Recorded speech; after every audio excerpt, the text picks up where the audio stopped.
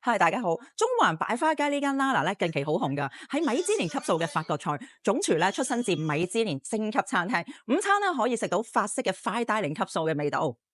一入嚟咧已經好有巴黎小館 feel 㗎啦，氣氛又優雅，仲好有法國情調，連餐具咧都非常之講究㗎，每一個地方咧都係打卡位，好適合約會啦，同埋咧好浪漫嘅感覺，同一班朋友或者情侶嚟咧真係啱晒啦。飲翻杯 sparkling tea 先，哇！好香嘅茉莉花味啊！呢一度咧喺假日嚟食 brunch 咧好多選擇，而且咧仲好豐富添啊！先嚟我嘅前菜，呢一個咧係日本嘅番茄，仲有我中意食嘅火箭菜。番茄咧好清甜啊，同埋咧佢有啲少少啲嘅酸汁，好開胃。而且個番茄咧佢都好有心機啊，連個皮咧都剝埋。嗰個火箭菜咧超新鮮咯！哇！呢一個咧都係我好中意嘅絲魚刺身，賣相咧就已經好吸引啦。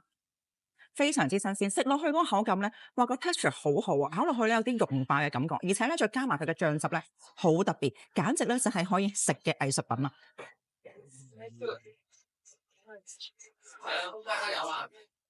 呢度嘅招牌三黃雞配月光米，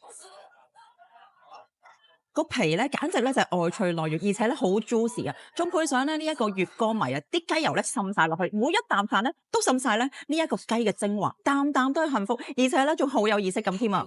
套餐咧跟埋個甜品啊，你睇下幾精彩，仲好有儀式感，俾你慢慢揀添啊！食埋個甜品咧就完美啦！